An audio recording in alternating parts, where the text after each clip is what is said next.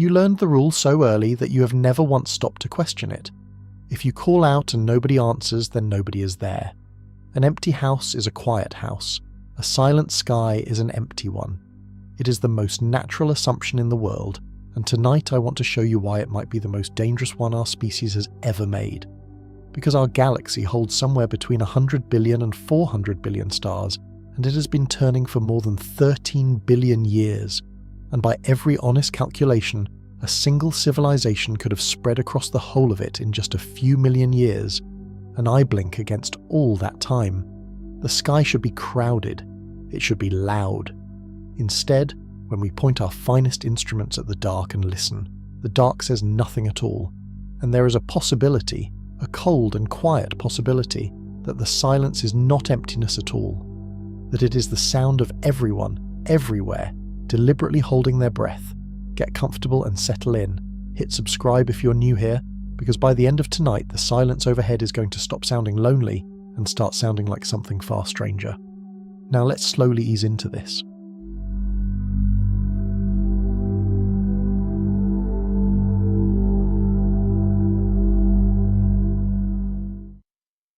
Part 1. The comforting silence. There is a particular kind of quiet that you can only find by going outside on a clear night, far from the lights of any town and looking up. You have probably felt it at least once.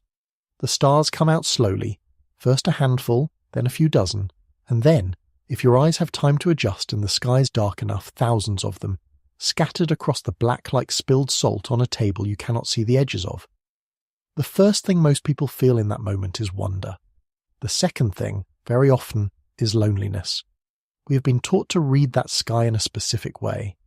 We look at all those distant suns and we tell ourselves a gentle, slightly sad story.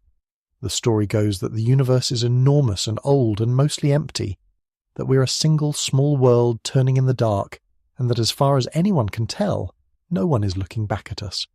It is a story about being alone. And strangely, for all its sadness, it is a story we find comforting, because being alone in a quiet universe feels safe. An empty house at night might be lonely, but an empty house does not frighten you the way a house with footsteps in it would.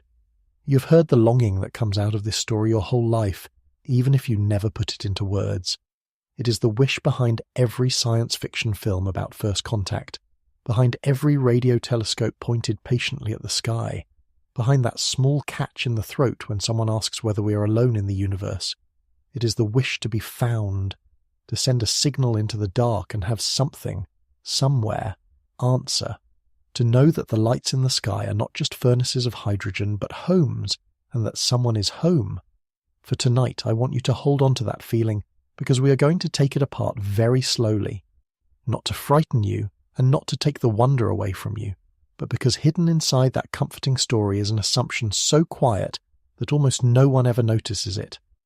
The assumption is that the silence of the universe is the same thing as the emptiness of the universe, that if no one is answering, it must be because no one is there. And by the end of tonight, you may find that you can no longer take that assumption for granted.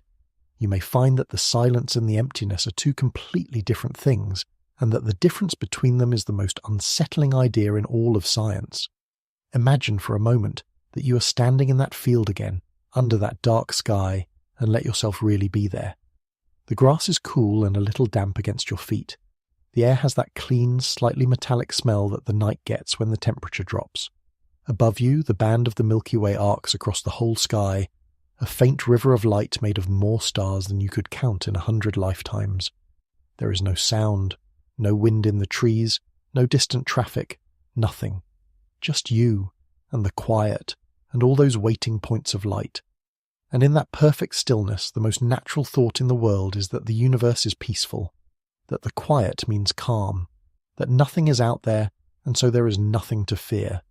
Hold that thought, because we are going to come back to it at the very end of tonight, and when we do, it is going to mean something entirely different. The same field, the same stars, the same silence. But by then you will have learned why a forest can be completely silent and still be full of living things, every one of them holding its breath. The forest is quiet because everything in it is holding its breath. Keep that image somewhere in the back of your mind. We're going to need it. For now, though, let us stay with the comfort a little longer, because to understand why the silence might be terrifying, you first have to understand why it is strange. And it is strange. It is far stranger than the gentle, lonely story we tell ourselves can account for, because the truth is that the universe should not be quiet at all. By every reasonable expectation we can form, the sky above you should be crowded, busy, lit up with the signs of others. It should be loud. The fact that it is silent is not a peaceful absence we should expect. It is a puzzle that has bothered some of the most careful thinkers of the last century, and the more closely you look at it, the less it looks like emptiness, and the more it looks like something is missing that ought to be there. So before we can talk about hunters and forests and the reasons a civilization might choose to stay hidden, we have to sit with the question that started all of this.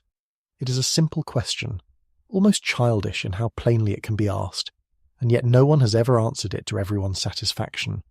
It was asked famously over lunch, and once you have heard it, you cannot unhear it. You will look up at that comforting, lonely sky, and a small voice will ask the question for you, every time. The question is this: if the universe is so big, and so old, and so full of places where life could begin, then where is everybody? Part 2. The question that should not have an answer. In the summer of 1950, a physicist named Enrico Fermi was walking to lunch with a few colleagues at the Los Alamos laboratory in New Mexico. Fermi was one of the great minds of his generation, the kind of person who could estimate almost anything on the back of an envelope and usually be right. The conversation that day had wandered, as lunchtime conversations do, onto the subject of flying saucers, which were in the newspapers at the time. The men talked and joked and then moved on to other things, and they sat down to eat. And then, in the middle of the meal, apparently out of nowhere, after the topic had already changed, Fermi suddenly asked the question that has carried his name ever since. He said, "Where is everybody?" His companions knew exactly what he meant, even though he had not been talking about aliens for several minutes. He meant the whole universe. He had been doing the arithmetic in his head the way he always did, and the arithmetic had produced a problem. The galaxy is old. The galaxy is enormous. There has been more than enough time and more than enough room for life to arise many times over and to spread. So given all of that, the night sky should be showing us signs of other civilizations everywhere we look. And it is not. There is nothing. Where, Fermi wanted to know, is everybody? Let me give you the numbers he was carrying in his head, because the force of the question lives in the numbers. Our galaxy, the Milky Way, contains somewhere between 100 billion and 400 billion stars. That is not a figure of speech. If you tried to count them at the rate of 1 star every second, it would take you longer than the entire history of human civilization, several times over, and our galaxy is just one of roughly 2 trillion galaxies in the observable universe. The numbers stop meaning anything fairly quickly. The mind simply slides off them. But the point is that the number of stars, and therefore the number of possible worlds, is so large that even if life is a 1 in a billion accident, there should still be a staggering number of living worlds out there. And then there is the matter of time. The Milky Way is about 13.5 billion years old. Our own Sun and Earth are relative newcomers, only about 4.5 billion years old, which means the galaxy had been turning for some 9 billion years before our world even formed. There were stars and planets, and presumably all the raw material for life, for billions of years before anything was stirring on Earth.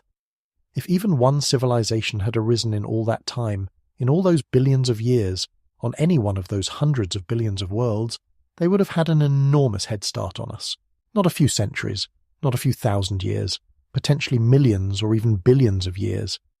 This is where the question stops being a curiosity and starts becoming a genuine paradox, and to feel why, you have to think about what a head start like that actually means. In 1975, an astronomer named Michael Hart worked through the consequences carefully. He asked a simple thing. Suppose a civilization arises somewhere in the galaxy and decides, for whatever reason, to spread. Not quickly, not using any magic faster-than-light technology, just slowly, sending out ships to the nearest stars, settling them over many generations, and then, from those new homes, sending out ships again. Even at a crawl, even at speeds we could imagine building toward today, how long would it take for that one civilization to reach every corner of the galaxy? The answer Hart arrived at is the part that should make you sit up. It would take only a few million years, perhaps a few tens of millions at the outside, and that sounds like a long time, until you remember that the galaxy has been around for 13.5 billion years. A few million years against 13.5 billion is nothing. It is less than the blink of an eye. It is a single afternoon in a life that has lasted a century. Which means that if even one expansionist civilization had ever arisen, at any point in the long history of the galaxy, it would have had time to spread everywhere, many times over, long before we showed up. The galaxy should already be settled. It should be full. A few years later, in 1980, the physicist Frank Tipler sharpened the argument even further and made it harder to escape. He pointed out that a civilization would not even need to send living colonists to do this. It could send machines, self-replicating machines, sometimes called von Neumann probes, after the mathematician who first described the idea. You build one probe and you send it to a nearby star system. When it arrives, it uses the raw material it finds there to build copies of itself, and those copies fly onto other stars and do the same. The number of probes doubles, and doubles again, and the wave of machines spreads outward exponentially. By Tipler's reckoning, a single civilization could fill the entire galaxy with these self-copying probes in a few 100 million years. Once again, a tiny fraction of the galaxy's age. There is a famous attempt to organize all of this into a single line of reasoning, and it is worth knowing about because it shows how the silence resists every honest effort to explain it away. In 1961, an astronomer named Frank Drake, preparing for the first serious scientific meeting on the search for other civilizations, wrote down what is now called the Drake equation. It is not really an equation in the sense of something you solve. It is a way of breaking the big, impossible question, how many civilizations are out there that we could talk to, into a chain of smaller questions you can at least think about one at a time. How many stars are there? How many of them have planets? How many of those planets could support life? On how many does life actually begin? On how many of those does life become intelligent? How many intelligent species develop technology that reaches into space? And how long does such a civilization last before it falls silent? Multiply all of those factors together, and out comes an estimate of how many voices should be out there for us to hear. The trouble, and also the wonder, of the Drake equation is that we only know the first few terms with any confidence. We now know that planets are common, that most stars have them, that worlds in the comfortable zone where water can be liquid are abundant. Those early terms have only grown more encouraging as our telescopes have improved. It is the later terms, the ones about how often life begins and how often it becomes intelligent and how long it survives, that we have almost no grip on at all, and depending on how you guess at those unknown terms, the equation can tell you that the galaxy should be teeming with thousands of chattering civilizations, or that we are utterly alone. The equation does not resolve the paradox. It does something more uncomfortable. It shows you exactly which pieces of our ignorance the silence is hiding in. So here is the shape of the paradox laid out plainly. The galaxy is old enough and large enough and full enough of suitable worlds that civilization should have arisen, and the first civilization to arise, whenever that was, should have been able to spread across the whole galaxy in a cosmic eye blink, whether by ship or by self-copying machine. By this reasoning, the galaxy should bear the marks of others everywhere. We should see their probes in our own solar system. We should see the lights of their settlements among the stars. We should see stars deliberately dimmed or rearranged, the engineering of older and greater powers. The sky should be busy with evidence, and when we look carefully with the best instruments we have ever built, we find none of it. We find silence. That gap between what should be there and what is actually there is the Fermi paradox. It is one of the most stubborn problems in science, not because it requires advanced mathematics to state, but because every time someone proposes a tidy solution, the silence remains and the question creeps back. Where is everybody? The universe had every opportunity to be crowded. By all rights it should be. And yet, when we hold our instruments up to the dark and listen, the dark does not answer. The strangeness of that is easy to underestimate, so let me say it as plainly as I can. The silence is not what we should expect. The silence is the thing that needs explaining, and for the rest of tonight, we are going to look at the most disturbing explanation anyone has ever offered for it. Part 3. The wrong kinds of answers. When you first meet the Fermi paradox, your mind immediately starts reaching for the exits. That is the natural response. The conclusion feels wrong, so you look for the loose thread that unravels it, the obvious thing that everyone must have overlooked. And there are several of these comfortable answers, each one perfectly reasonable on its own. Before we go anywhere near the dark forest, we owe it to ourselves to walk through them honestly, because the disturbing explanation only earns its place once you have seen why the gentle ones are not enough on their own. The first answer most people reach for is distance. The galaxy is so large, you might say, and the stars are so far apart that of course we have not heard from anyone. Maybe they are out there, but they are simply too far away for their signals to reach us, or for ours to reach them. This feels right, and there is something to it. The distances really are almost beyond comprehension.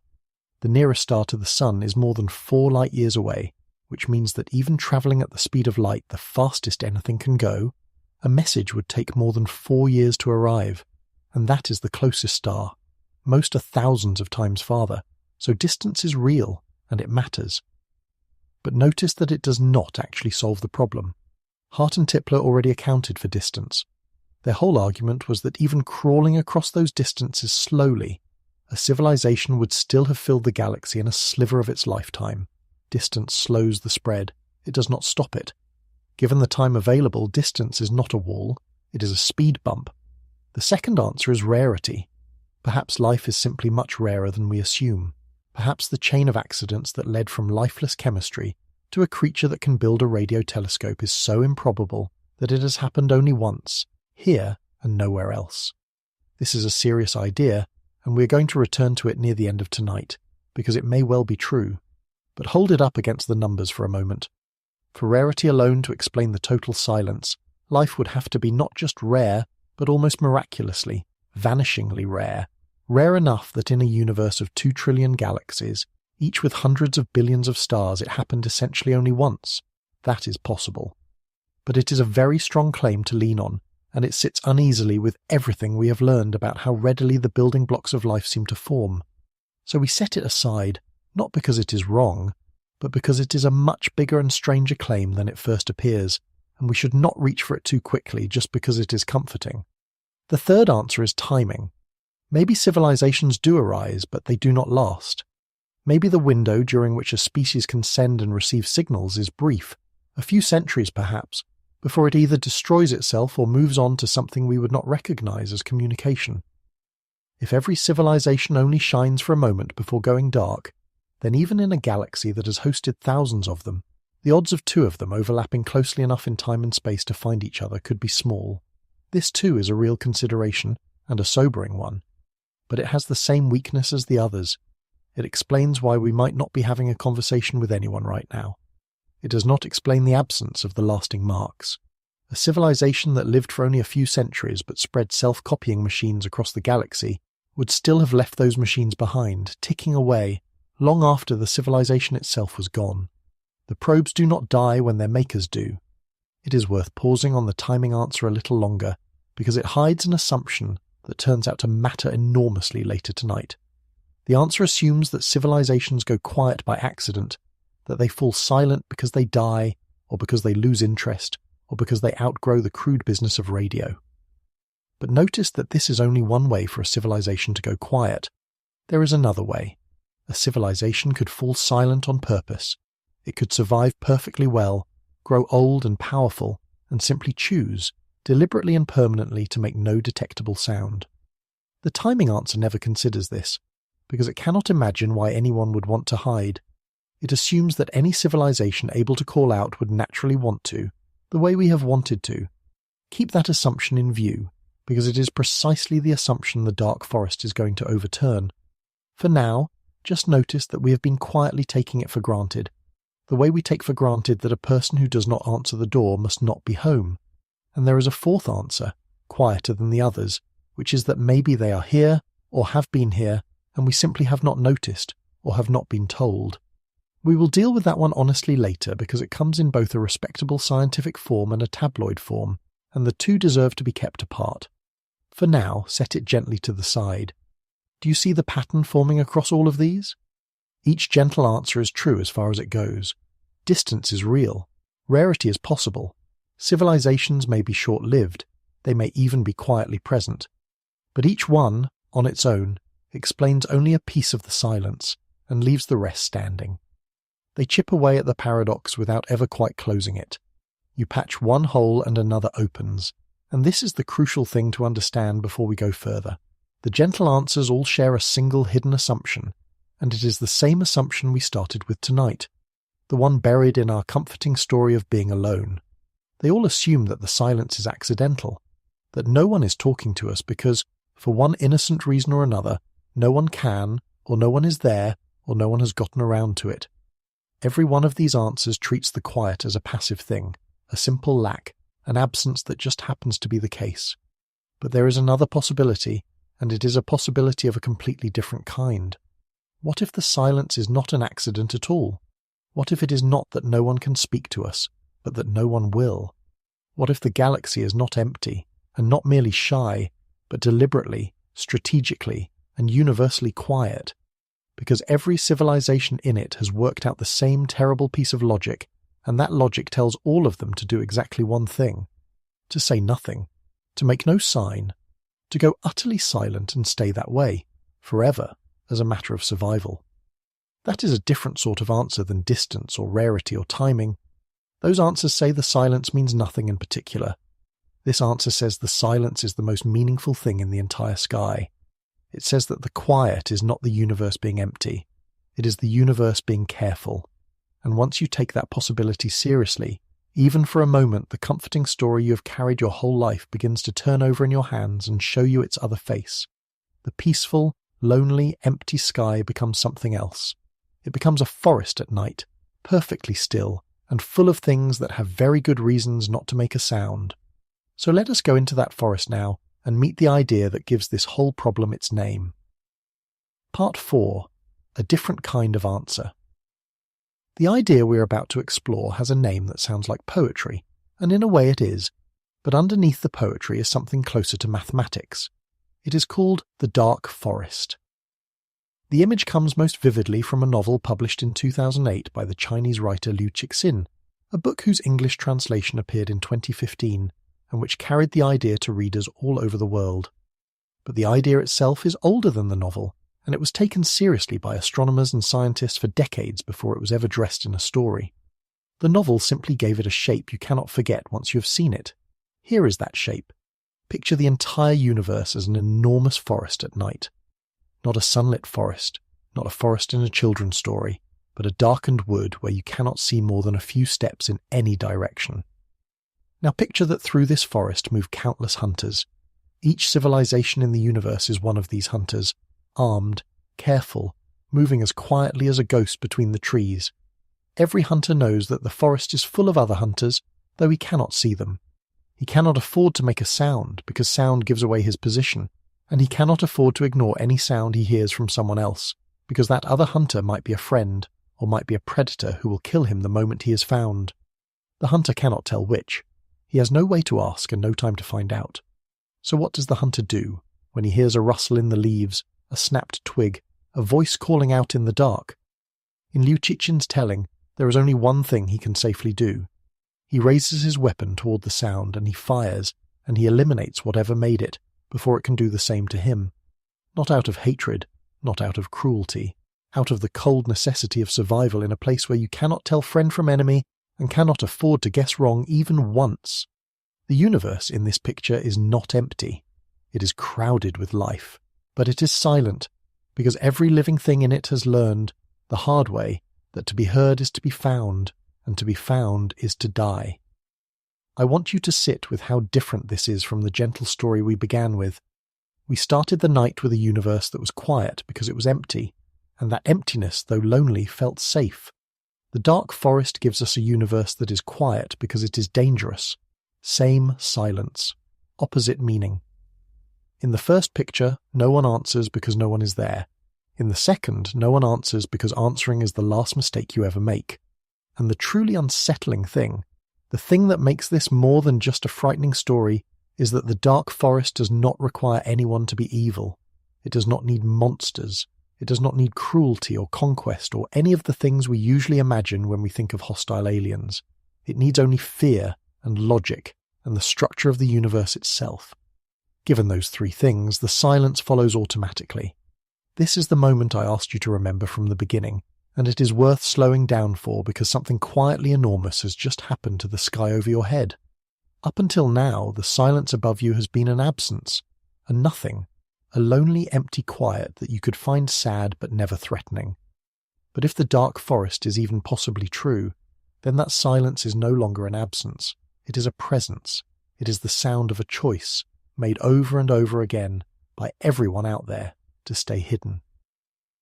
The quiet is no longer the universe being empty. It is the universe being still on purpose. And the difference between those two things is the difference between standing alone in an empty room and standing in a crowded room where everyone has gone silent and is watching you, and you have only just realized it. Take a slow breath here, because this is the first real drop, and I do not want it to frighten you so much as to reorganize something for you. For your whole life, when you have looked up at a quiet sky, you have read that quiet as no one being home. I am asking you to consider, just consider, that the quiet might mean the opposite. That the reason you have never heard anyone is not that the house is empty, but that everyone inside it learned long ago to never make a sound. You cannot ask the shape in the dark what it is. That is the whole problem. The shape will not answer, because answering is how the careless die. Now, a good idea deserves to be examined and not just felt, and you might reasonably be resisting all of this. You might be thinking that this is a clever story, but stories are not arguments, and a frightening metaphor is not a proof. You would be right to think that. A metaphor by itself proves nothing. So for the rest of tonight, we're going to do something a little unusual for a tale told under the stars. We're going to take the dark forest apart and look at the gears inside it. Because the reason this idea has unsettled serious scientists for decades is not the poetry. It is that when you reduce the metaphor to its underlying logic, it turns out to be built from a very small number of assumptions, and not one of those assumptions is obviously wrong. Each one on its own sounds almost reasonable. It is only when you stack them together that they produce a conclusion you cannot easily climb back out of. There are, at the centre of it, two simple assumptions about what any civilization is and what it wants. Liu Cixin called them the two axioms of cosmic sociology, which is a grand phrase for two very plain ideas. And then there are two mechanisms, two features of reality, that take those plain ideas and turn them into the loaded weapon at the centre of the forest. Over the next several parts, we're going to build the whole structure, one piece at a time, slowly, the way you would assemble something delicate. We will start with the first axiom, the one that sounds so obvious you will wonder why it needs saying at all. And then, piece by piece, we will watch the obvious turn into the terrifying. Let us begin with the first law of the forest. Part 5. The first law of the forest. The first axiom is this: survival is the primary need of any civilization. Before anything else a civilization might want, before art or knowledge or expansion or peace, comes the simple precondition of continuing to exist. Everything else is built on top of that, and everything else evaporates without it. A civilization that does not survive does not get to want anything at all. When you first hear it, this barely seems worth stating. Of course, survival comes first. It sounds like saying that before you can have breakfast, you have to be alive. But I want you to slow down with it, because plain ideas like this one have a way of hiding sharp edges, and the edges only show themselves when you press. The axiom is not saying that survival is the only thing a civilization cares about. It is not claiming that intelligent beings are nothing but cold survival machines, indifferent to beauty or love or curiosity. It is saying something narrower and harder to argue with. It is saying that whatever else a civilization values, it values those things conditionally, and it values survival unconditionally, because survival is the thing that makes all the other values possible in the first place. Think about what this means when the stakes are absolute. A civilization might be generous, it might be peaceful, it might have spent 10,000 years learning to be kind, to cooperate, to extend trust to strangers. All of that is possible, and even likely, for a civilization that has lived long enough to reach the stars. But put that same gentle, peaceful civilization in a situation where its choices are, on one hand, to take an action that guarantees its survival, and on the other, to take a risk that might end it completely and forever, and watch what happens. The pressure of that choice does not care about kindness. When the alternative to acting is extinction, when getting it wrong means that everyone you have ever been and everything you have ever built is erased from the universe with no second chance, the logic of survival begins to override almost everything else. Not because the civilization is wicked, but because the cost of being wrong is total. We actually understand this pressure intuitively, because we feel a smaller version of it ourselves. A person can be decent and trusting and warm in ordinary life, And still, if you put them in a genuine life or death situation, watch the older, harder instincts take over. We do not think of such a person as evil. We understand that fear of death does something to the reasoning of any living thing. Now scale that up. Scale it from a single person to an entire civilization, billions of individuals, a whole history and culture and future, all of it riding on a single decision, with no possibility of a do-over if the decision is wrong. The fear that operates in that situation is not a feeling. It is a structure. It is the shape that rational decision-making takes when the downside is infinite. And here is the part that matters for the forest. The axiom of survival is almost certainly something we would share with any other civilization out there, whatever they look like, whatever strange path their evolution took. This is not a fact about humans, or about beings with eyes and hands, or about creatures who think the way we do. It is a fact about the logic of existing at all. Any civilization that did not place survival first, that was careless with its own continuation, would simply not be around for very long. Evolution and history would weed it out. The ones who last, the ones who get old enough and strong enough to be out there among the stars when we go looking, are precisely the ones who learned, somewhere along the way, to take their own survival with deadly seriousness. So when we imagine the other hunters in the forest, we should not imagine them as fundamentally unlike us in this one respect. Whatever else is true of them, they almost certainly want to keep existing, as badly as we do, and for the same unanswerable reason. So that is the first piece. Survival comes first, for them as for us, not as a moral claim, but as a precondition for everything else. On its own it is harmless. It does not yet tell anyone to fire into the dark. A universe full of civilizations who all simply want to survive could, in principle, be a perfectly peaceful place, full of cooperation and trade and conversation, if only the conditions allowed those civilizations to trust one another. A shared desire to keep living is, after all, the basis for a great deal of cooperation here on Earth. We make peace precisely because we would all rather live. So if survival were the only ingredient, there would be no forest, no hunters, no terror in the silence. There would just be a lot of beings, all wanting to live, finding ways to get along. It is worth dwelling for a moment on just how unusual our own situation is, because it makes the survival axiom easy to underestimate. We have lived, as a species, in a kind of sheltered nursery. For all of human history, we have been the only technological civilization we know of, with no rival looking back at us, no predator in the dark, no other power capable of ending us at a stroke. The only threats we have ever faced have come from within, from our own conflicts and our own mistakes. And so, we have had the luxury of treating survival as a background condition, something we can mostly take for granted while we get on with the business of living. We argue about politics and art and meaning precisely because our continued existence as a species has never, until perhaps very recently, been seriously in question from the outside. Now imagine a civilization that did not grow up in a nursery. Imagine one that learned, early and unforgettably, that the universe contains others, and that some of those others are dangerous, and that a single misjudgment about a stranger can mean the end of everything. A civilization shaped by that knowledge would hold its survival very differently than we hold ours. It would not be paranoid exactly. It would be experienced. It would carry its caution the way a person who has lived through a real catastrophe carries theirs, not as a neurosis, but as a lesson written in loss. When we picture the old hunters of the forest, we should not picture beings who are colder than us by nature.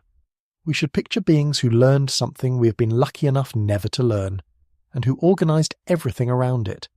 That is what survival as the primary need actually looks like, once a civilization has paid to find out it is true.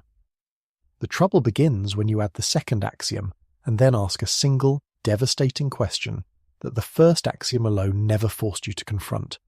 The question is this: in a universe where everyone wants to survive, can you ever actually trust that the others want you to survive too? Can you know it? Can you verify it? Here on Earth, among our own kind, we have built whole systems for answering that question, for turning strangers into people we can rely on. We have conversation and contracts and shared history and the simple ability to look one another in the eye. But the forest is not Earth. The distances are not human distances, and when you try to carry our hard-won tools of trust across the gulf between the stars, you find that every single one of them breaks in your hands. That breaking has a name.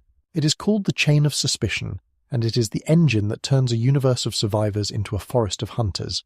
That is where we go next. Part 6. The Chain of Suspicion. The second axiom is almost as plain as the first. It says that civilizations grow, they expand, their needs increase over time, their numbers increase, their appetite for energy and material increases, while the total amount of matter and energy in the universe stays fixed. The resources are finite, the hunger is not. Whatever a civilization has, it will, given enough time, want more, and there is only so much to go around. This too sounds almost mundane, but pair it with the first axiom, survival above all, and you have set the stage for competition. Not necessarily war, not yet, but the background condition that makes war possible. Two civilizations who both want to survive, and who both, over the long run, need a share of the same finite universe, are at least potentially in each other's way. Now we could stop here and tell ourselves a hopeful story. We could say, well, the universe is enormous, there is plenty for everyone. Surely two reasonable civilizations could simply divide things up, agree to leave each other alone and live in peace. And on Earth, that is often exactly what happens. Nations that could fight instead trade. Rivals that could destroy each other instead sign treaties. Cooperation, it turns out, is frequently more profitable than conflict, and intelligent beings are usually smart enough to notice.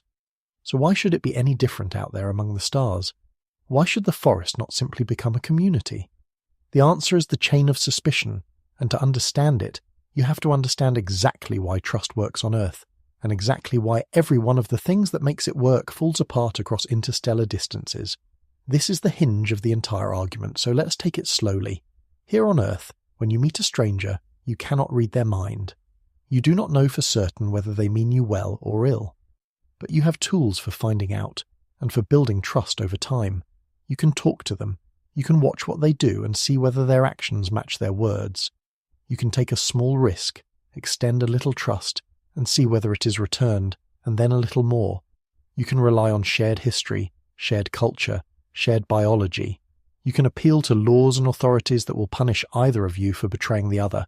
Above all, you can communicate quickly. If I say something you misunderstand, you can ask me what I meant, and I can answer you in the next breath, and the misunderstanding is cleared up before it can fester. Trust, on Earth, is built out of fast, repeated, correctable exchanges between beings who share a great deal already. Now carry all of that out into the forest and watch it die. Imagine we detect another civilization around a star 100 light years away. We want to know whether they are friendly, so we send a message, a greeting. Here we are, we mean you no harm. That message travels at the fastest speed anything can travel, the speed of light, and it takes 100 years to arrive. 100 years. Then, if they choose to answer, their reply takes another 100 years to come back to us. 2 centuries have passed before we have completed a single round of conversation. The person who sent the greeting is long dead. The civilization that sent it may have changed beyond recognition, or fallen, or transformed into something its own ancestors would not know. You cannot build trust out of exchanges that take centuries. You cannot ask, "What did you mean by that?" and get an answer in your lifetime. The fast, correctable conversation that trust is made of simply cannot exist across these distances. The light speed limit is not a small inconvenience here. It is the bars of a prison, and it gets worse, because the problem is not only slowness, it is a regress, a hall of mirrors with no end. Suppose we do somehow receive a friendly message from the civilization 100 light years away. Can we trust it? Well, we cannot know whether they are telling the truth, but set that aside, and suppose we believe they are genuinely friendly right now. We still cannot know what they think of us, and even if we knew what they thought of us, we could not know what they think we think of them, and we cannot know what they think they think, and so on, with no way to ever close the loop, because every attempt to check takes another 200 years, and produces information that is already 200 years out of date when it arrives. This endless ladder of not knowing is the chain of suspicion. On Earth, we break the chain constantly, with a glance, a handshake, a quick word, a shared meal. In the forest, there is no glance, no handshake, no quick word. There is only the silence between the stars and the centuries, and the not knowing that can never be resolved. Let me make the regress concrete. because when you actually walk through it, the hopelessness of it becomes hard to shake. Suppose we send our greeting, and a century later it arrives, and the civilization on the other end genuinely is kind and genuinely wishes us well. So far, so good. But now put yourself in their position as they decide how to respond. They know they are kind, but they cannot assume that we know they are kind because we have no way to verify it. So they have to consider what we might be thinking about them. We might fear them, and a civilization that fears them is a civilization that might, out of its own fear, decide to strike first. So even a benevolent civilization has to worry about whether the other side's fear will turn it dangerous. And of course we, on our end, are reasoning exactly the same way about them. Each side is not only uncertain about the other's intentions, each side is uncertain about the other's uncertainty and about how that uncertainty might curdle into a preemptive strike. There is no level at which the worrying stops, no floor to stand on, no point at which either side can finally say, "Now I am safe, now I can relax." On Earth, we never have to climb this ladder because we knock it flat almost instantly without even noticing. A smile, a tone of voice, a shared laugh, a small favour returned. The simple fact that we can keep talking until the misunderstanding clears, all of these collapse the regress before it can get going. We are so good at building trust quickly that we forget it is a thing that has to be built at all. But take away the speed, stretch every exchange out to centuries, remove every shared signal and every common reference, and the ladder of suspicion suddenly has no top and no bottom. It just goes up and up forever, and there is no smile that can reach across 100 light-years to stop it. That is the chain of suspicion.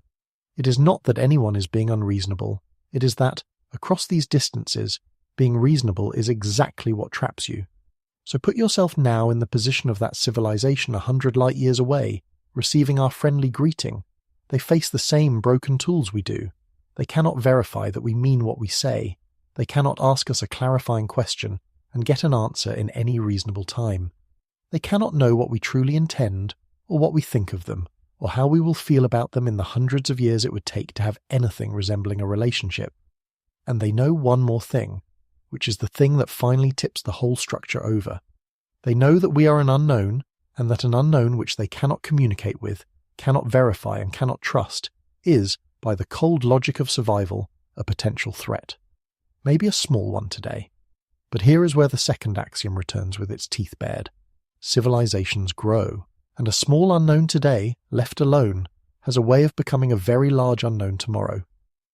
To see why that is unbearable to a hunter in the forest, we have to look at the single most explosive idea in the whole argument, the one that takes a harmless-looking neighbour and turns it into something you cannot afford to let live. It is called the technological explosion. Part 7. The explosion. To feel the force of the technological explosion, I want you to do something that sounds strange. I want you to forget for a moment that you live in a technological age and instead look at your own species the way a patient observer with a very long memory might. Imagine a watcher who has been studying Earth not for a few years but for a few million, taking notes across the great slow stretches of time. For almost the entire span of that watch, nothing much would have seemed to happen. For hundreds of thousands of years, human beings lived in small groups, made stone tools, lit fires, told stories, and changed almost not at all from one millennium to the next. If our patient watcher had looked away for 10,000 years and looked back, they would have seen essentially the same picture. Stone tools, fire, small bands under the same stars, a creature going nowhere in particular, very slowly. And then, in a span of time so short that our watcher might have missed it entirely if they blinked, everything changed. Consider the actual numbers, because they are almost unbelievable when you lay them side by side. For most of human history, the fastest a person could travel was the speed of a galloping horse, and that had been true for thousands of years. Then, in the space of a single human lifetime, we went from horses to steam trains to automobiles to aircraft to rockets that left the planet entirely. A person born in a world of horse-drawn carriages could live long enough to watch human beings walk on the moon. From the first powered flight to the first footprint on another world was 66 years, a single long lifetime. Within roughly 2 centuries, our species went from agriculture and candlelight to nuclear weapons to spacecraft, to machines that can carry a thought around the entire planet in a fraction of a second. 2 centuries. Against the hundreds of thousands of years that came before, that is not a gradual climb. It is an explosion. This is the third piece of the argument, and it is the one that takes the chain of suspicion and turns it from a problem into an emergency. A technological civilization does not improve at a steady, predictable pace. It improves explosively, because each new tool makes it easier to build the next tool, and progress feeds on itself and accelerates. And the consequence of this for a hunter in the forest is devastating. It means that a civilization which looks harmless today, primitive, weak, no threat to anyone, might not stay that way for long. It might, in a cosmic eye blink, undergo its own explosion and leap from harmlessness to overwhelming power, faster than anyone watching could possibly respond. Now place yourself back in the position of that civilization 100 light-years away, looking at us. They have detected Earth. What do they see? By the time their instruments register us, by the time our light and our signals have crossed the 100 years to reach them, they are not even seeing us as we are now. They are seeing us as we were a century ago. But set the time lag aside for a moment and consider only the judgment they have to make. They see a young civilization, newly noisy, technologically primitive by the standards of anyone who's been out there for millions of years. Harmless, surely. Why would they fear a species that has only just learned to send radio waves into space, that cannot yet reach even its nearest neighbouring star? And here is the trap. They cannot afford to reason that way, because they know what we know about ourselves. They know, because they presumably went through it too, that a primitive civilization is not a permanent condition. It is a stage. It is a fuse that may already be lit. They look at us and they cannot see a harmless child. They have to see a potential explosion, a civilization that might, in the few centuries it would take their weapons or their messages to cross the gulf between us, transform itself into something that could threaten them. Remember how fast we went from horses to hydrogen bombs. Now imagine you are watching a stranger across a darkened room who you cannot speak to and cannot trust, and you know that this stranger might at any moment and without warning become powerful enough to kill you, and you know that you cannot tell, from here, whether or when that will happen. What do you do with a threat like that?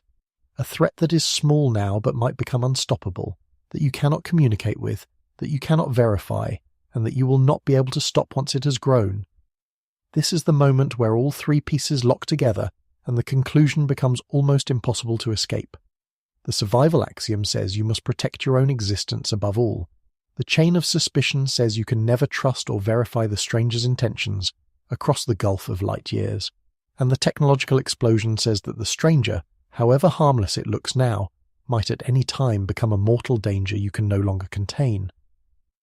Put those 3 together, and a cold answer crystallizes. The safest thing, the rational thing, the thing that survival demands, is to eliminate the unknown civilization while you still can. Not because you hate it, not because you want what it has, but because letting it live is a gamble with your own extinction as the possible price, and a gamble like that against an opponent you cannot read and cannot stop is one that the logic of survival simply will not let you take. I want to be very careful here, because it is easy to hear this and recoil and say, no rational being would actually reason that way. That is paranoia. That is monstrous. But notice what the argument does and does not claim. It does not claim that the hunters in the forest are monsters. It claims the opposite. It claims that ordinary, reasonable, even decent civilizations, placed in this exact situation, with these exact constraints, are driven toward the same terrible conclusion, not by their vices but by their fears. The horror of the dark forest is not that it is full of evil. It is that it does not need any evil at all. It runs on caution. It runs on the perfectly understandable desire of every living thing to not be destroyed. And that is so much worse than malice, because malice is rare and resistible, while fear is universal and reasonable, and you cannot talk anyone out of being afraid of their own annihilation. There is one more turn of the screw, and then we will have the whole shape of it. We have been speaking as though the dangerous move is to attack, but the chain of suspicion cuts in every direction at once. If you can reason your way to the conclusion that you should eliminate the unknown stranger before it grows, then the stranger can reason its way to exactly the same conclusion about you. Every hunter in the forest is running the same logic, reaching the same answer, and arriving at the same 2 commandments. The first commandment is, do not let yourself be found, because to be found is to be marked as someone else's potential threat and dealt with accordingly. And the second commandment, should you ever find someone else, is to strike first and strike silently, before they can do the same to you. Hide, and if you cannot hide, shoot. That is the law of the forest, and it is written not by cruelty but by fear and arithmetic. But a law is only as strong as its enforcement, and you might still be holding on to one last hope. You might be thinking that even if all of this reasoning is sound, surely actually destroying another civilization across the stars would be so difficult, so costly, so uncertain, that no one would really do it. Surely the sheer practical impossibility of reaching out and killing a world 100 light-years away would keep everyone's weapons holstered, whatever the logic says. It is a reasonable hope, and it is the next thing the dark forest takes away from us. Because as it turns out in this particular game, attacking is easy, and it is defending that is impossible. Let us look at why. Part 8. The weight of the first shot. In most of the conflicts we know from human history, attacking and defending are at least in the same league. A weapon can be met with armor, a strike with a shield, an invasion with a fortress. There is a contest. The defender has a chance. This balance is so familiar to us that we assume it must hold everywhere, that any attack across the stars would be a difficult, uncertain, hugely expensive undertaking with a real possibility of failure. But the forest does not work like our wars, and the reason is physics. In the dark forest, the attacker holds almost every advantage, and the defender holds almost none. The first strike is cheap. Defending is, for all practical purposes, impossible, and that single imbalance is what transforms the cold logic of the previous parts from a frightening idea into an unbearable one. Consider the simplest weapon imaginable, one that requires no exotic science at all, nothing we do not already understand. Take an ordinary lump of matter, a rock, a few kilograms of metal, anything with mass. Now accelerate it to a large fraction of the speed of light, say 9/10 of the way to light speed. You do not need to invent new physics to do this, only enormous amounts of energy, which a civilization far older than ours might command as easily as we command electricity. What you have created when you have done this is a projectile carrying a quantity of energy that is difficult to put into words. A few kilograms moving that fast strikes with the force of thousands of the largest nuclear weapons humanity has ever built. It does not need to be guided cleverly or aimed at any particular city.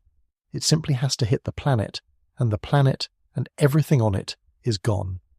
Now consider what it would be like to be on the receiving end of such a thing, and you begin to understand the true horror of the asymmetry. The projectile is travelling at nearly the speed of light. That means it is travelling almost as fast as the light that would announce its coming. The flash of its launch, the first possible warning you could ever receive, is racing toward you at light speed, and the weapon itself is right behind it, only a hair slower. By the time you could see it coming, if you could see it at all, it would already be here. There is no time to react. There is no time to evacuate, no time to deploy a defense, no time even to understand what is happening.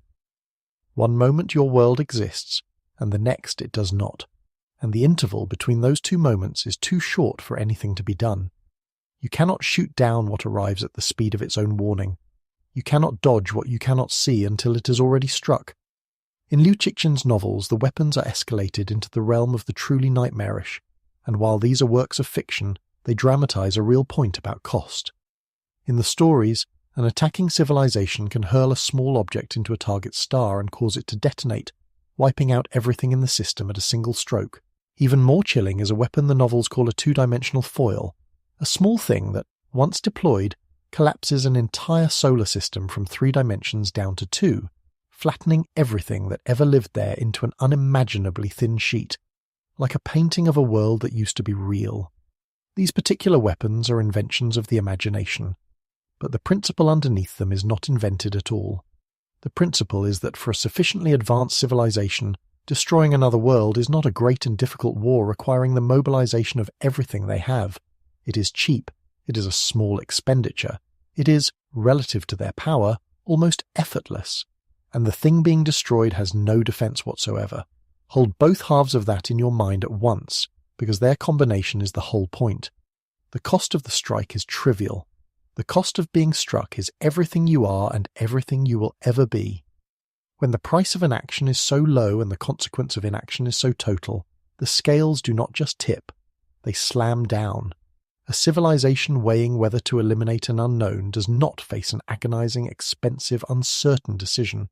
It faces a cheap, easy, reliable way to remove a possible threat to its own existence forever, and remember that it cannot communicate with the threat, cannot verify the threat's intentions, and knows the threat might explode into something unstoppable at any time. Given all of that, the trivial cost of the first shot is the final weight that settles the question. There is something worth noticing about why this asymmetry exists at all, because it is not an accident of the weapons we happen to imagine. It comes straight out of the physics of the universe we actually live in. The same light-speed limit that made trust impossible, that stretched every conversation into centuries and built the chain of suspicion, also makes defense impossible. Information cannot travel faster than light. Warning cannot travel faster than light.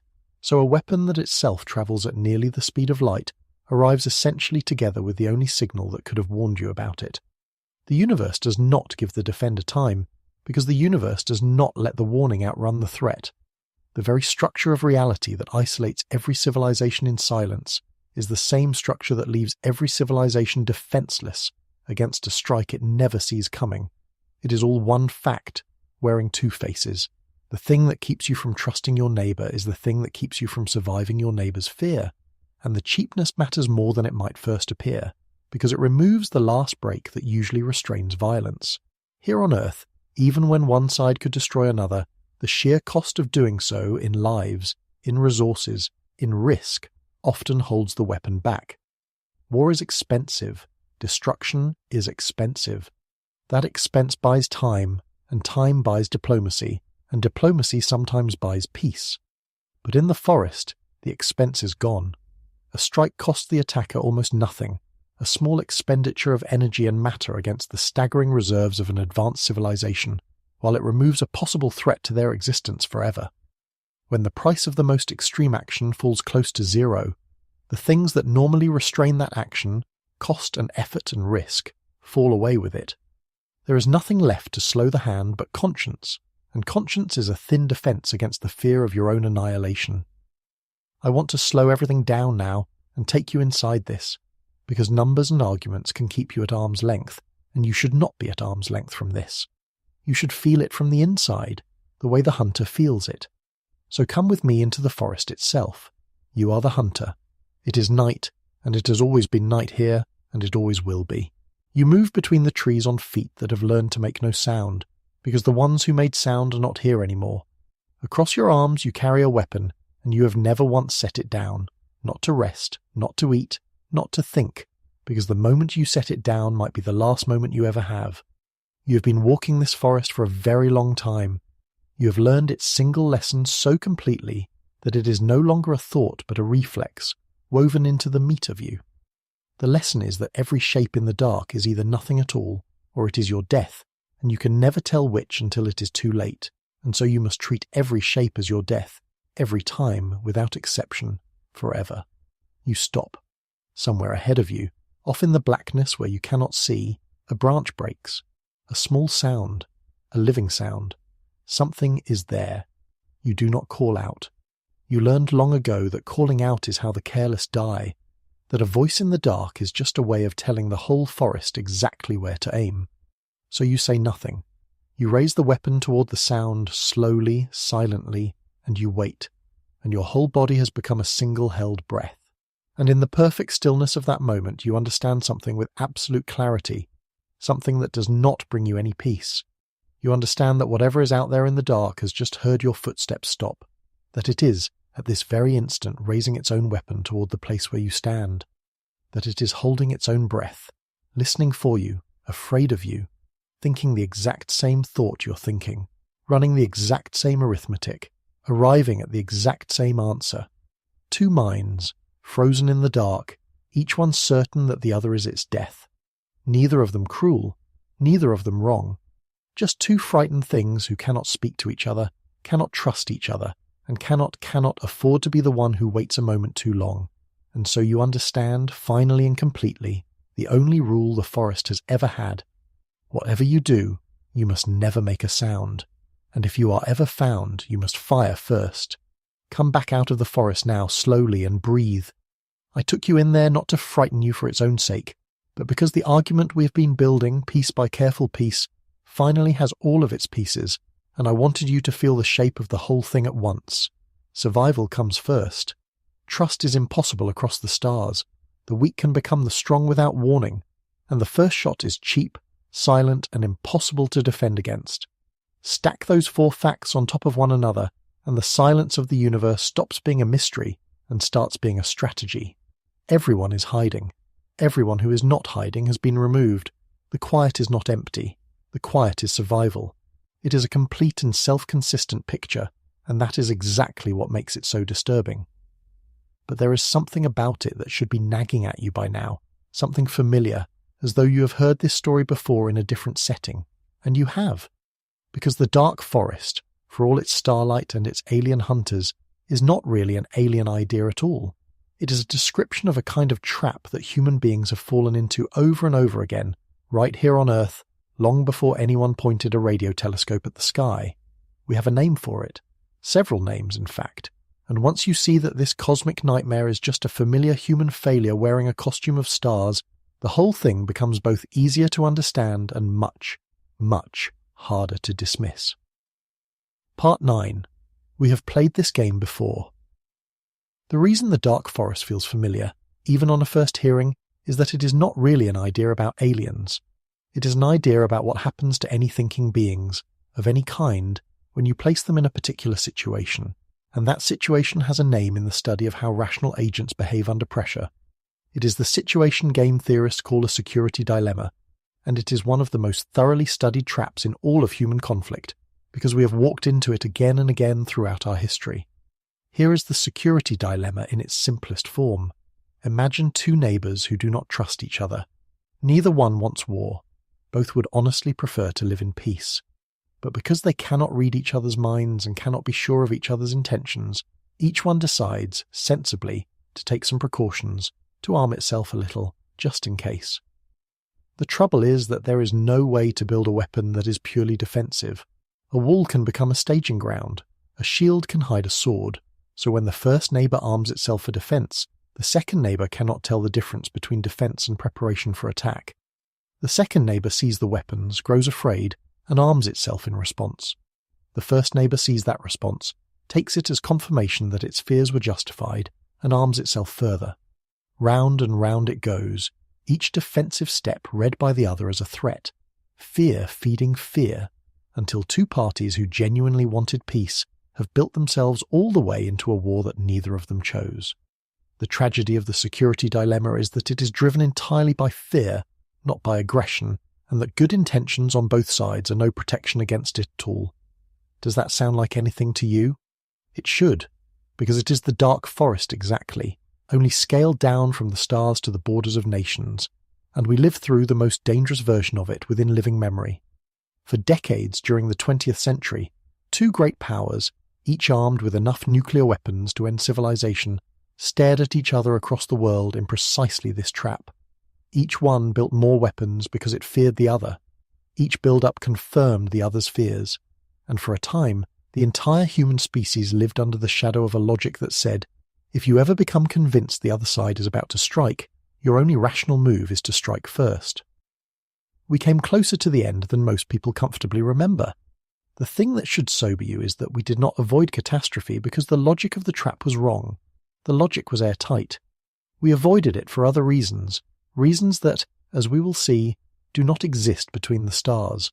There is one feature of that standoff that deserves a closer look, because it is the single thing that separates a tense peace from a catastrophe, and it is exactly the thing the forest takes away. During those dangerous decades, what kept the 2 great powers from attacking was a grim kind of balance. Each side knew that if it launched a first strike, the other would still have time to launch back before being destroyed, so that an attack would not be a victory but a mutual suicide.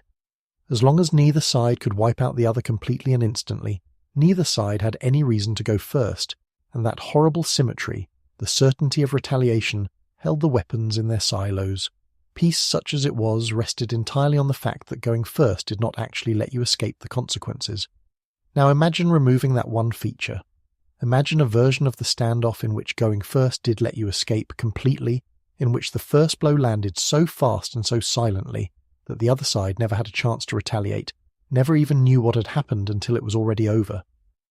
In that world, the entire logic flips. Now there is every reason to go first and no reason to wait, because the one who strikes first survives and the one who hesitates dies.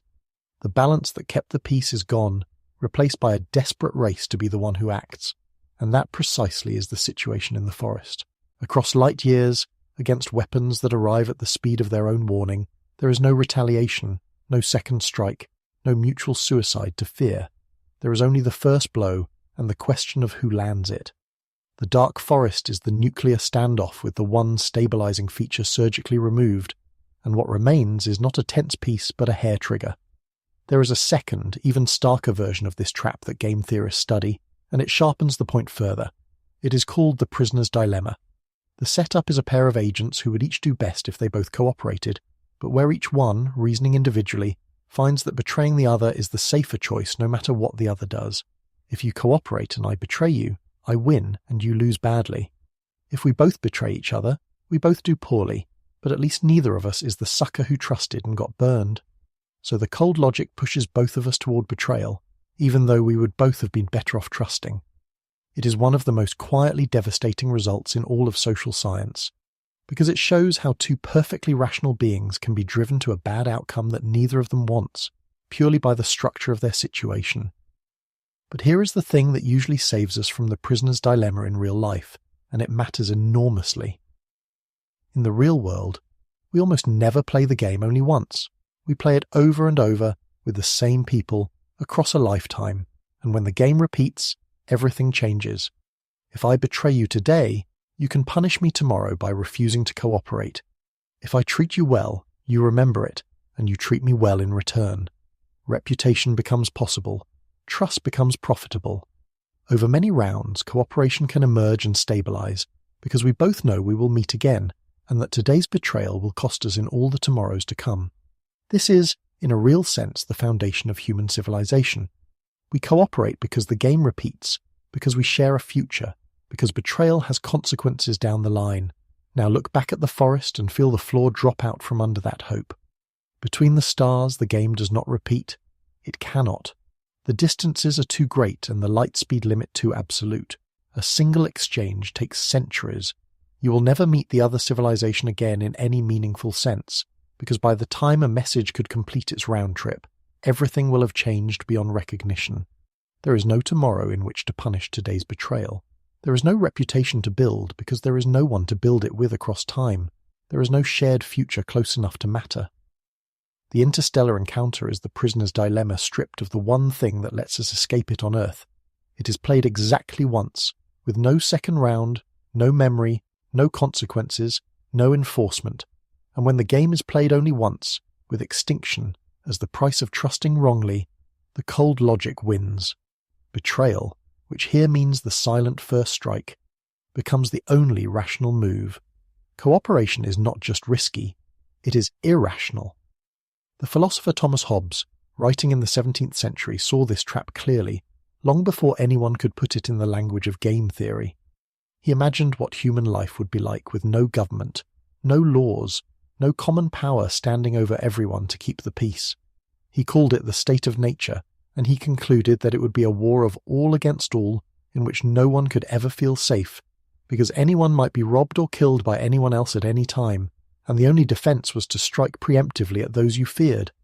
In that condition, he wrote, the life of man would be solitary, poor, nasty, brutish, and short.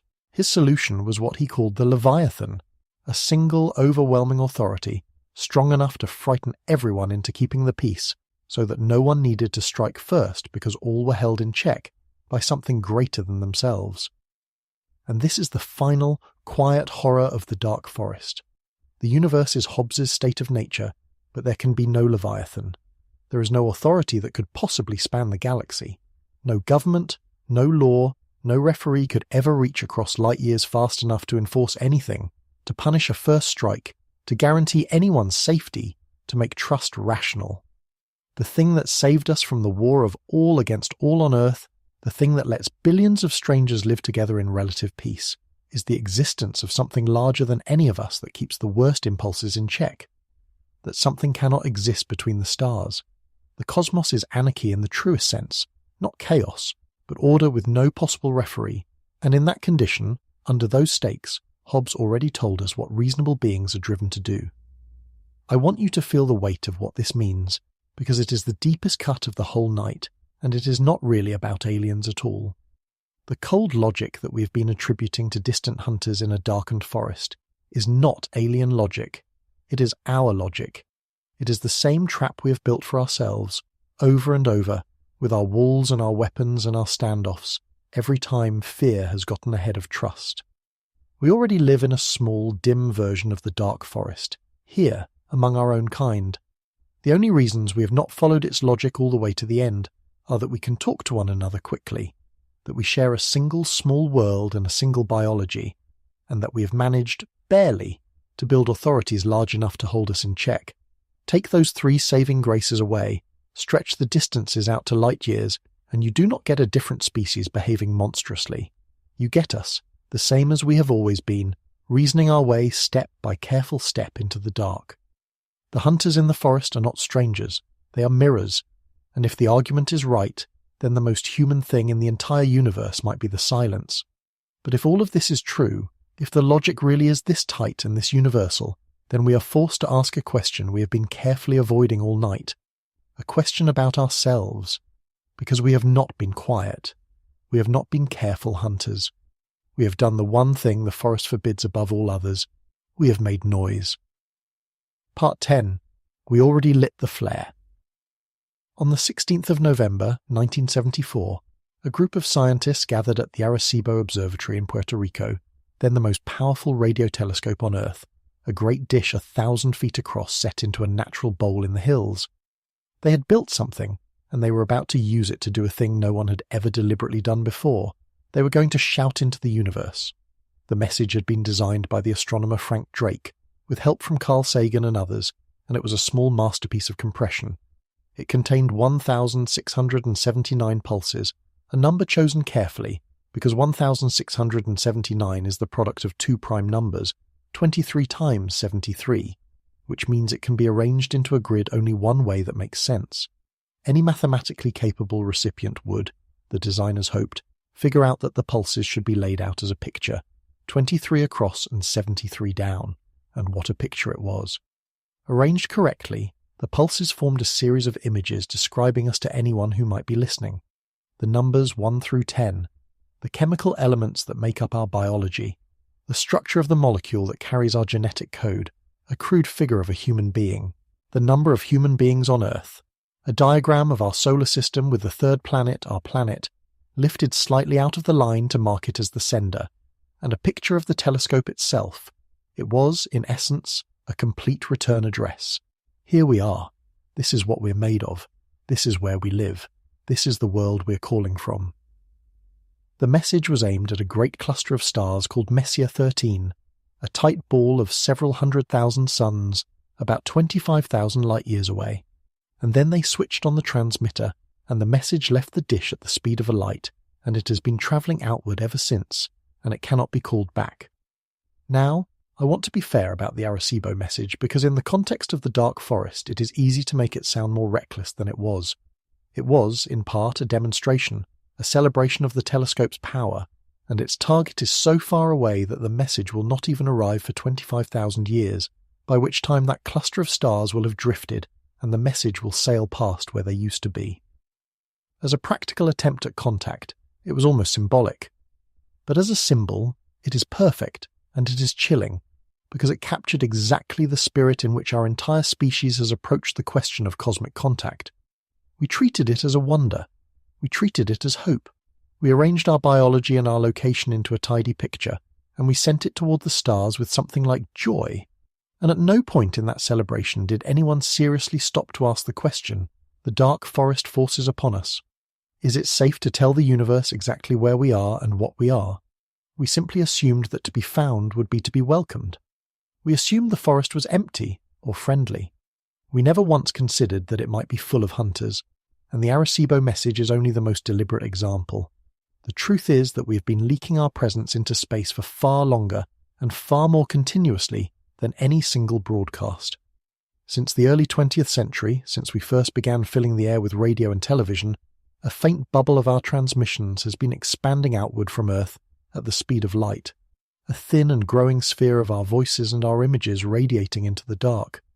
These signals are weak, and they fade quickly with distance, and a realistic listener would have great difficulty detecting them from very far away. So we should not overstate this. But the principle stands. For more than a century we have been a world that makes noise, a light left on in the window of the forest, and we did it without ever deciding to, simply as a side effect of becoming technological. If anyone capable was listening from nearby, we have not exactly been hiding. There is a darker possibility that some researchers have raised, and it follows naturally from everything we have said, so it is worth naming plainly even though it is speculation. If a civilization wanted to keep the forest clear of potential threats, it would not need to watch every star itself, century after century, waiting for a young world to become dangerous. That would be exhausting even for a great power. Instead, it could send out machines, self-replicating probes, like the ones Tipler described but built for a different purpose, scattered quietly through the galaxy, patient and tireless, each one watching its corner of the dark and waiting for the chemical signature of a living world or the first whisper of radio to appear. When it did, the machine would act, and then go back to waiting.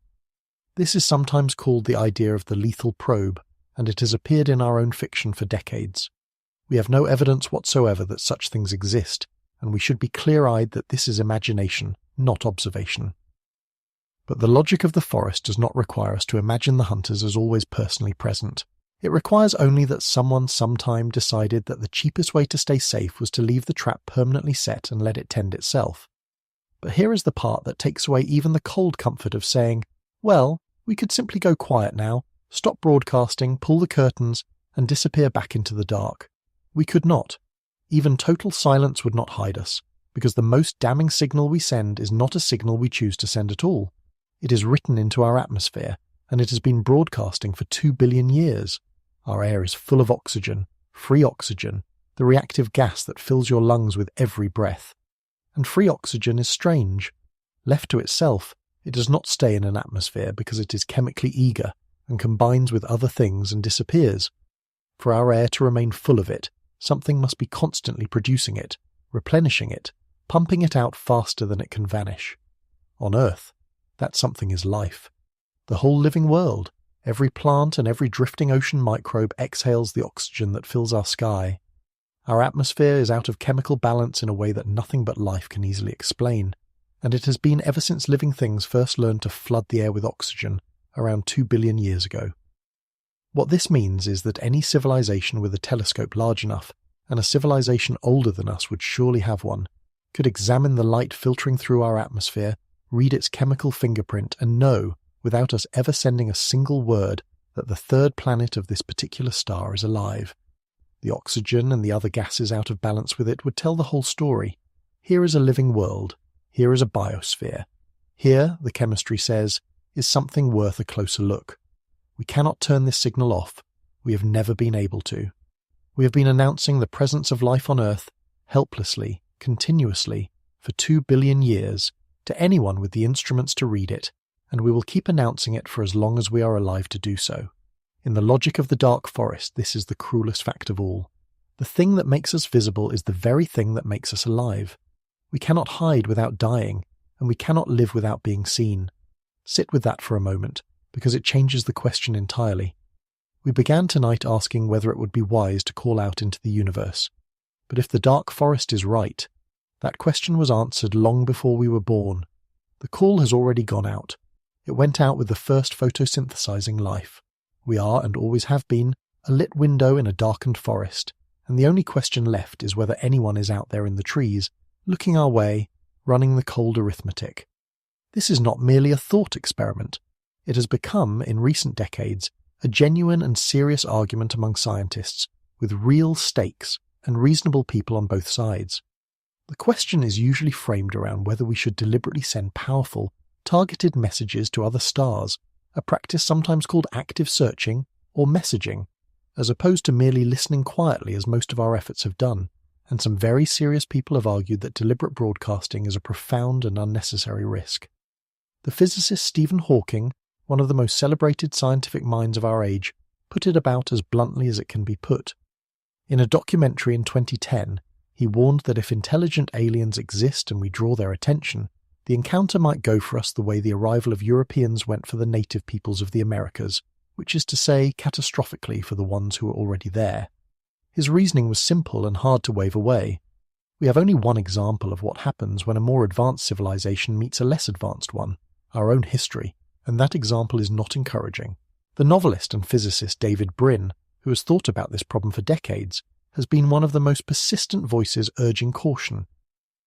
As far back as 1983, in a careful survey of the whole puzzle that he titled simply The Great Silence, Brin laid out the possibility that the silence of the universe might be the silence of fear, and he has argued ever since that we have no business shouting our location into a cosmos we do not understand, until we have at least thought seriously about who might be listening.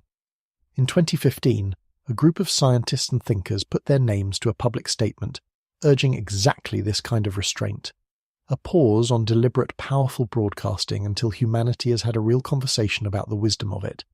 They were not claiming to know that the forest is dangerous. They were making a quieter and harder to dismiss point. We do not know that it is safe, and the cost of being wrong is the kind of cost you only get to pay once.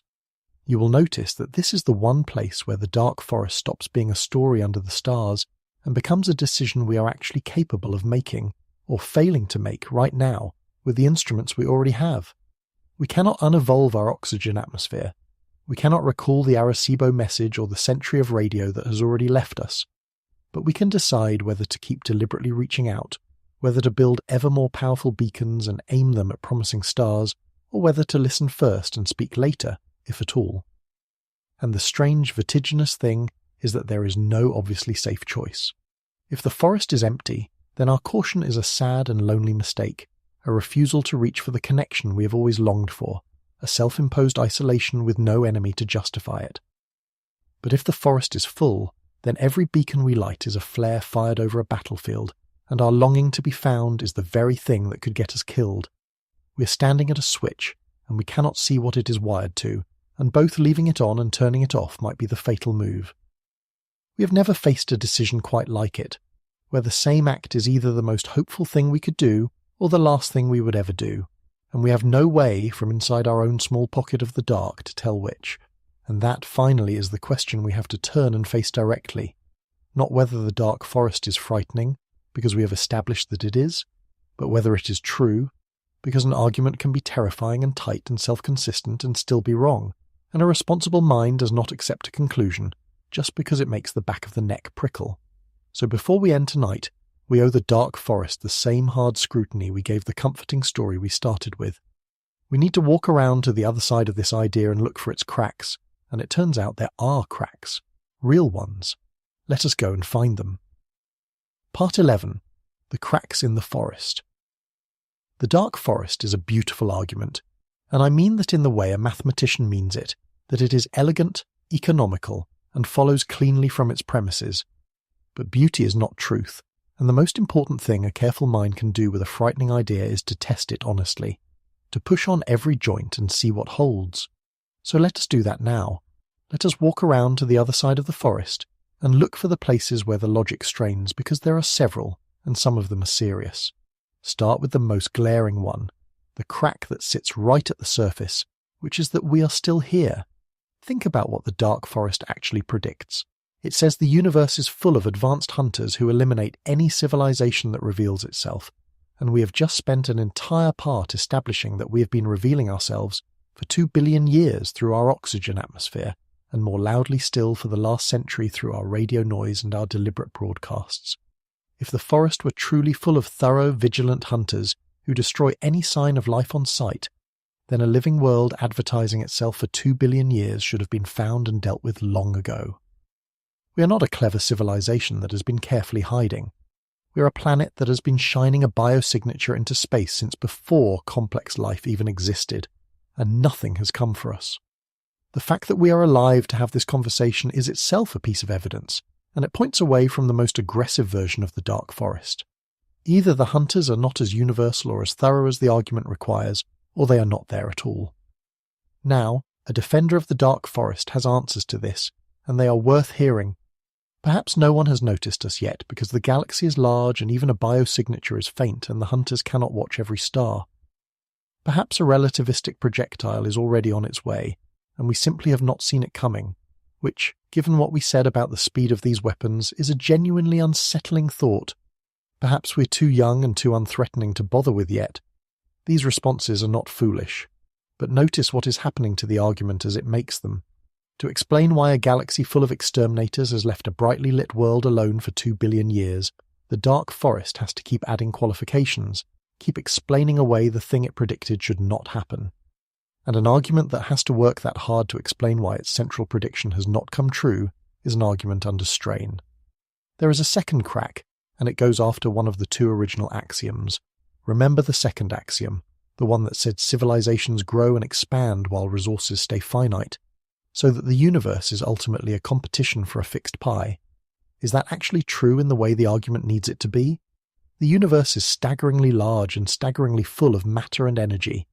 There are more stars in the observable universe than there are grains of sand on every beach on Earth. The amount of raw material, of energy pouring uselessly out of stars, of empty worlds and untouched systems, is so far beyond what any civilization could plausibly use that the picture of cosmic life as a desperate scramble over a scarce resource starts to look questionable. On Earth, competition for resources is fierce because the resources really are limited, and we're all crowded onto one small world. But scale up to the galaxy, and it is not obvious that two civilizations would ever actually need the same things badly enough to kill over them.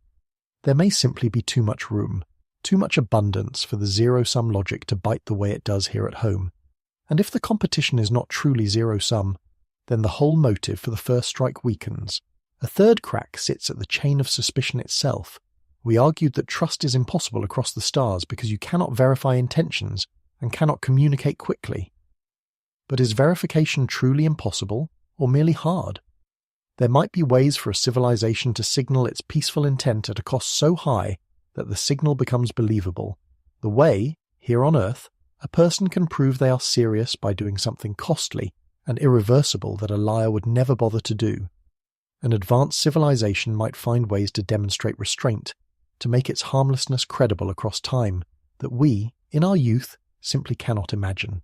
We should be humble about declaring trust impossible when we are the least experienced players at this table, perhaps the youngest civilization in the entire galaxy, reasoning about the strategies of minds that may have been thinking about these problems for millions of years.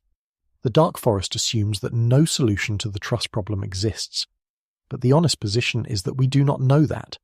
We have only shown that the solutions we use on Earth do not transfer. That is not the same as proving no solution exists at all. Before we get to the fourth crack, we should clear away a version of this idea that often gets tangled up with the serious one, because they are not the same and they deserve to be kept apart. There is a popular claim, the kind that fills late-night programs and online forums, that the hunters are not just out there but already here, that contact has happened, and that some authority is hiding the truth to keep us calm. It is worth saying clearly that this is a different sort of claim entirely, and a far weaker one. A secret of that magnitude, kept perfectly across every government and every generation, is the kind of thing that human beings have never once managed in our entire history. We are not good at keeping secrets, and the bigger the secret, the worse we are at it. But there is a deeper problem with the cover-up story, and it is the same problem that haunts the respectable version of the Dark Forest, only more so. The cover-up explains everything, and therefore predicts nothing.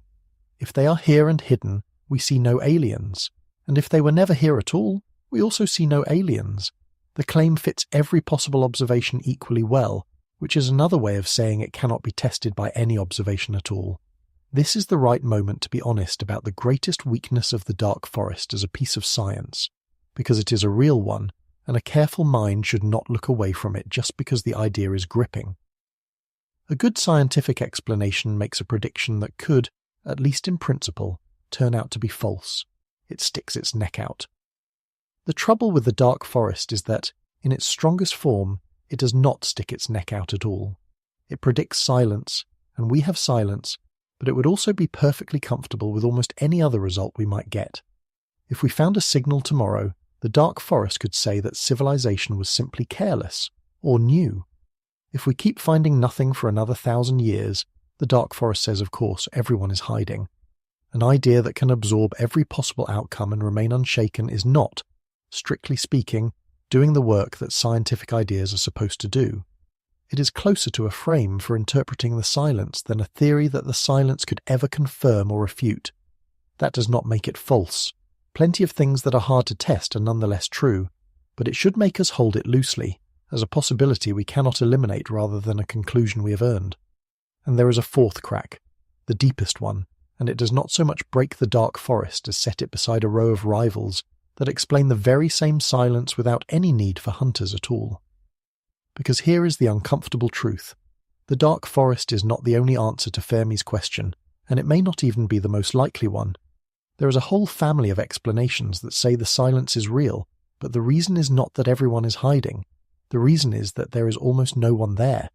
The most important of these is an idea sometimes called the Great Filter. The thought is this. Somewhere along the enormous chain of steps that leads from a dead, lifeless world to a civilization that spreads across the stars, there is at least one step that is staggeringly, almost impossibly unlikely.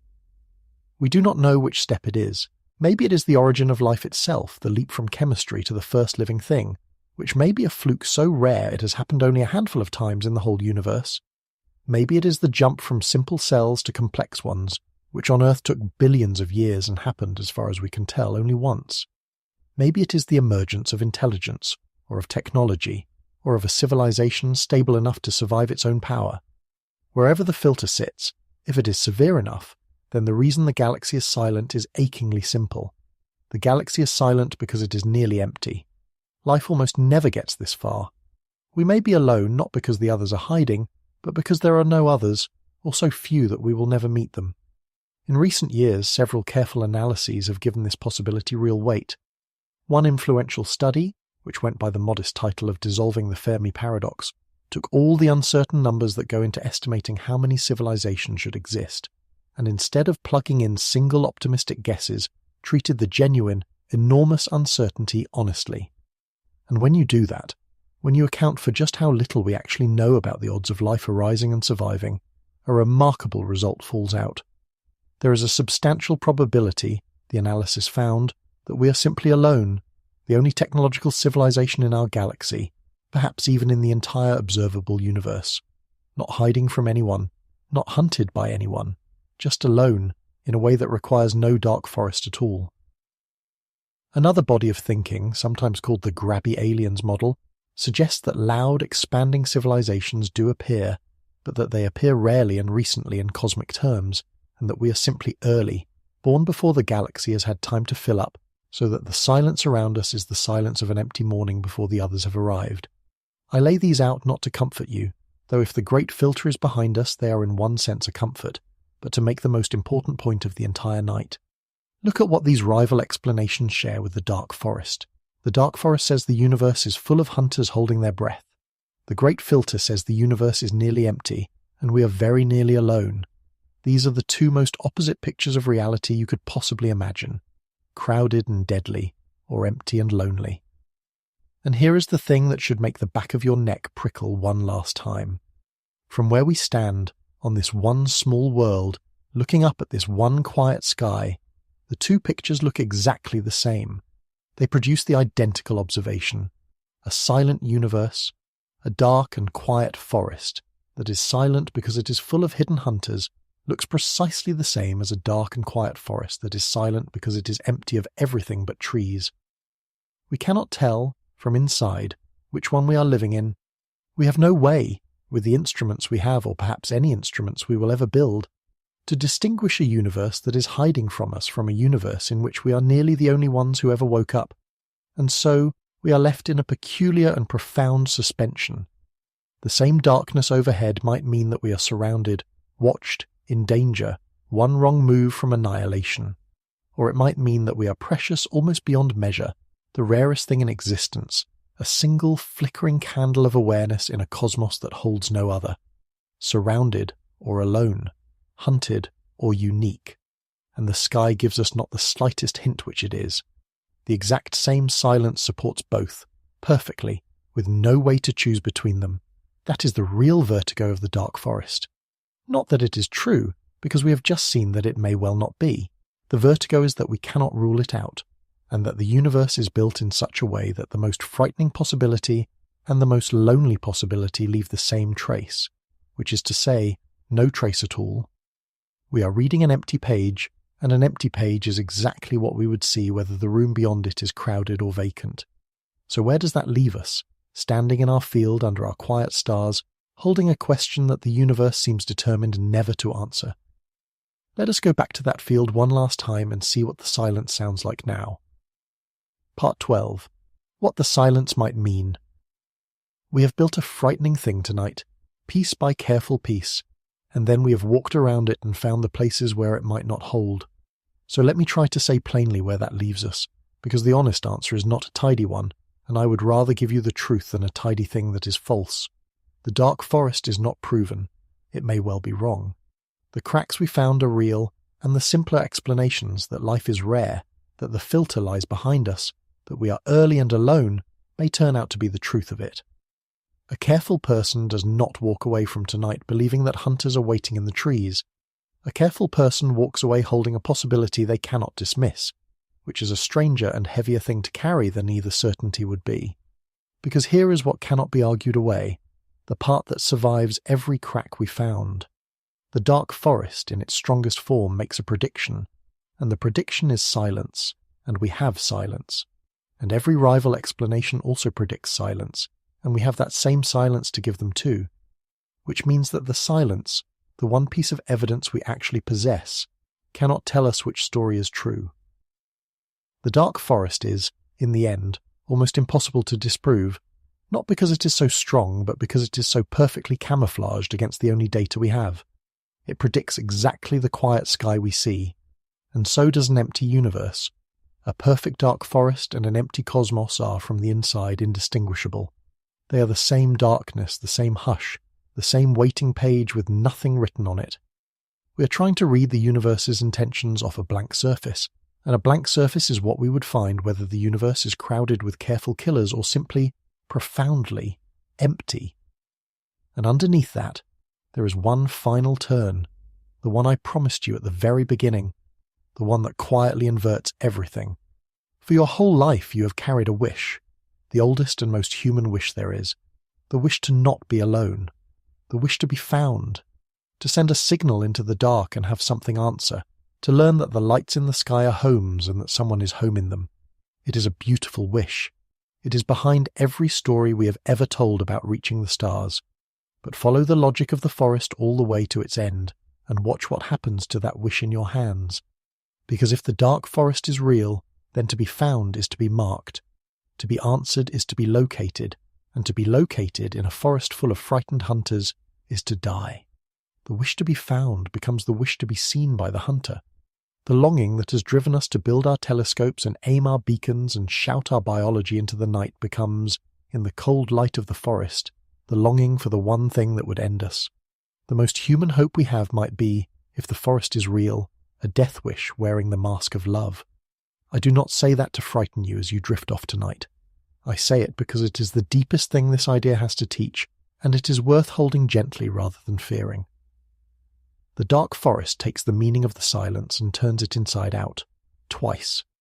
First it turns the lonely, empty quiet into a crowded, dangerous quiet, and then, at the very end, it turns even that around and suggests that the silence we have always found so sad might be the very thing that has kept us alive. That the universe's refusal to answer us, the great disappointment of every soul who has ever looked up and longed for company, might not be cruelty or emptiness at all. It might be mercy. It might be the one condition under which a young, loud, careless civilization like ours could survive long enough to grow up. The silence that broke our hearts might be the silence that saved our lives. So let us go back to the field one last time. You are standing in the same grass, under the same sky, the same thousands of stars scattered across the same black. Nothing above you has changed. The light falling on your upturned face left those stars years and centuries and thousands of years ago, and it is the same light it was when we began tonight. But you are not the same. You came out here at the start of the evening and read the silence as emptiness, and felt the gentle, familiar loneliness of being a small world alone in a large dark. And now you stand in the same silence, and you hear something different inside it. You hear the held breath. You cannot say for certain that anyone is out there in the trees. You may never be able to say. But you can no longer hear the quiet as simple emptiness, because you know, now, that a forest can be perfectly silent and still be full of life, every living thing in it holding utterly still, for reasons of its own. The forest is quiet because everything in it is holding its breath. You understand that sentence now in a way you did not when I first said it, hours ago, at the beginning. You understand that the breath being held might be the breath of countless hidden hunters, or it might be only the wind in an empty wood. You cannot ask the shape in the dark what it is. It will not answer. It has very good reasons not to answer, whether it is a hunter or a ghost or nothing at all. And so you are left where every thinking creature in this universe may be left, standing in the silence, holding the question, unable to close your hand around the answer. And maybe that is the right place to be, for now. Maybe the wisdom is not in solving it tonight, but in learning to stand inside the not knowing without being broken by it. We are a young species. We have only just learned to listen, and we are still arguing about whether we should speak. We do not know if the forest is full or empty, whether the silence is danger or mercy, whether our longing to be found is the truest thing about us or the most dangerous. These are enormous questions, and they do not need to be answered before you sleep. They have waited billions of years already. They can wait a little longer. So let the questions rest, and let yourself rest with them. Lie back in the cool grass of that imagined field, and let the stars be what they have always been, beautiful and far and patient. Whatever they are hiding, or not hiding, they are not going anywhere tonight. The light from them will keep arriving, soft and ancient, long after you have closed your eyes. And the silence, whatever it means, will hold you the same way it has held every creature that has ever looked up and wondered, gently, completely, and without ever once giving away its secret. Sleep well. The forest is quiet, and for tonight at least the quiet is enough.